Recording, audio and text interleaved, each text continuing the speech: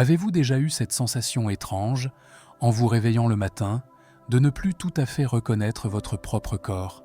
Cette raideur dans les genoux qui n'était pas là hier, cette fatigue qui s'installe alors que vous n'avez rien fait d'extraordinaire, ce souffle un peu plus court dans les escaliers de votre immeuble. Il y a quelque chose de troublant dans cette relation que nous entretenons avec notre corps après 60 ans. Nous avons tendance à croire que ces petits changements font partie du processus naturel du vieillissement, que nous devons simplement les accepter et nous y adapter. Et si je vous disais que certaines de ces transformations ne sont pas une fatalité, que derrière cette fatigue, cette raideur, cette impression parfois de perdre pied, se cachent des habitudes quotidiennes qui accélèrent ce processus sans que nous en ayons conscience. Nous vivons dans une époque où l'on parle beaucoup de bien vieillir, mais peu de personnes nous expliquent vraiment ce que cela signifie au quotidien. Ce matin, en regardant par la fenêtre, je pensais à tous ces gestes que nous répétons machinalement, jour après jour, sans nous demander s'ils nous font du bien ou du mal. Cette tasse de café que nous buvons en lisant le journal, assis dans le même fauteuil pendant des heures. Ce sentiment de satisfaction après avoir terminé notre promenade quotidienne, en pensant que nous avons fait notre part pour notre santé. Ces nuits où nous nous réveillons plusieurs fois en nous disant que c'est normal à notre âge. Aujourd'hui, je voudrais vous parler de 5 habitudes qui peuvent sembler anodines, mais qui ont un impact profond sur notre énergie, notre autonomie et notre bien-être. Des habitudes si communes que nous les considérons comme normales, alors qu'elles peuvent silencieusement nous éloigner de la vitalité que nous méritons de conserver. Avant de continuer, j'aimerais vous demander quelque chose d'important. Si ce que je partage avec vous aujourd'hui vous semble utile, si vous sentez que ces réflexions peuvent vous aider ou aider quelqu'un que vous aimez, prenez un moment pour vous abonner à cette chaîne et activer la petite cloche. Ce geste simple nous permet de continuer à créer du contenu de qualité et vous assure de ne manquer aucune de nos prochaines vidéos. Votre soutien fait vraiment la différence et nous aide à toucher plus de personnes avec ces messages de bien-être. Parlons maintenant de cette première habitude qui nous concerne tous, l'immobilité prolongée. Vous connaissez cette sensation, n'est-ce pas? Vous êtes confortablement installé dans votre fauteuil préféré, peut-être en train de regarder les informations de 13 heures ou de lire votre livre. Les heures passent imperceptiblement, et quand vous vous levez enfin, votre corps proteste. Vos genoux craquent, votre dos se rappelle douloureusement à vous, vos jambes semblent avoir oublié leur fonction. Cette rigidité n'est pas seulement désagréable, elle est révélatrice. Votre corps vous dit qu'il a besoin de mouvement, même minimal, pour maintenir sa souplesse et sa circulation. Quand nous restons assis trop longtemps, notre sang circule moins bien, nos muscles se contractent, nos articulations se raidissent. C'est un peu comme si nous demandions à une machine de rester à l'arrêt pendant des heures, puis de redémarrer brutalement. La solution n'est pas de bouleverser votre routine, mais d'y introduire de petites interruptions. Toutes les 30 à 45 minutes, offrez-vous quelques minutes de mouvement. Levez-vous, étirez vos bras vers le ciel, faites quelques pas jusqu'à la cuisine, regardez par la fenêtre. Ces micro-mouvements font une différence énorme sur votre circulation et votre énergie. La deuxième habitude dont je voudrais vous parler touche à quelque chose de plus subtil, mais tout aussi important. L'alimentation que nous avons adoptée dans notre jeunesse ne convient plus forcément à notre corps d'aujourd'hui, particulièrement en ce qui concerne les protéines. Vous savez, cette sensation de faiblesse que vous ressentez parfois dans vos jambes, cette difficulté croissante à porter vos courses ou à vous lever d'une chaise sans prendre appui, elle peut être liée à une perte progressive de masse musculaire que nous pouvons ralentir, voire inverser. Nos muscles sont comme des amis fidèles qui nous accompagnent depuis des décennies. Mais comme tout ce qui nous est précieux, ils ont besoin d'attention et de soins particuliers. En vieillissant, notre corps devient moins efficace pour transformer les protéines en muscles.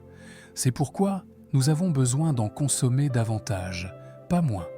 Intégrez à vos repas des œufs, du poisson, des légumineuses, des noix. Pensez à votre petit déjeuner, souvent trop léger en protéines. Un œuf à la coque, un yaourt grec, quelques amandes peuvent faire toute la différence. Votre corps vous remerciera par plus de force et d'endurance. Le troisième aspect que j'aimerais aborder avec vous concerne quelque chose que nous négligeons souvent, notre sommeil. Combien de fois avez-vous entendu dire que les personnes âgées ont besoin de moins de sommeil? C'est l'une des idées les plus fausses qui circulent. Votre corps, à 70 ans, a autant besoin de sommeil réparateur qu'à 40 ans, peut-être même plus, car c'est pendant la nuit que s'effectuent les processus de réparation et de régénération.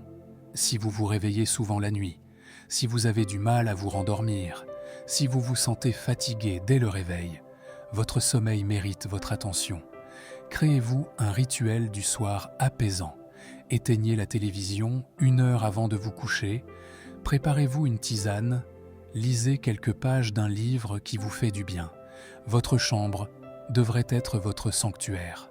Un endroit frais, sombre et silencieux, ces petits ajustements peuvent transformer la qualité de vos nuits et, par conséquent, de vos journées. La quatrième habitude que je voudrais partager avec vous touche à notre rapport au mouvement. Beaucoup d'entre nous pensent que la marche quotidienne suffit à maintenir notre forme physique. Et c'est vrai, marcher est merveilleux pour le cœur et le moral. Mais votre corps a aussi besoin de défis différents.